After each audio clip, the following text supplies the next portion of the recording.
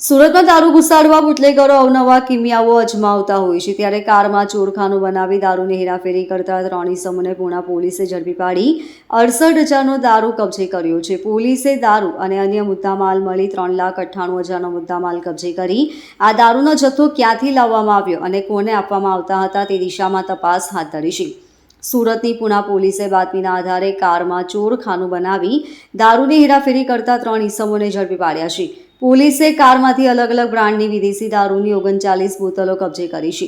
આરોપીઓએ કારમાં સીટની પાછળ ચોરખાનું બનાવ્યું હતું અને પાછળની લાઇટ અંદર ચોરખાનું બનાવવામાં આવ્યું છે અને તેમાં દારૂની બોતલો લાવવામાં આવી હતી. પોલીસે કારમાં તપાસ કરતા 39 દારૂની બોતલો મળી આવી હતી. પોલીસે પૂણા ઇન્ટરસિટી સોસાયટીની બાજુમાં જાહેરમાં રોડ પરથી આરોપીની ધરપકડ કરી છે. પોલીસે હરિસિંહ માનસિંહ સિસોદિયા, હરિસિંહ સોહનસિંહ સિસોદિયા અને હુકમસિંહ મહેન્દ્રસિંહ ચુડાવતની ધરપકડ કરી છે. પોલીસે 68,000નો દારૂ અને 3 લાખની કાર તથા 3 મોબાઈલ ફોન મળી 3,98,000થી વધુ રૂપિયાનો મુદ્દામાલ કબજે કર્યો છે.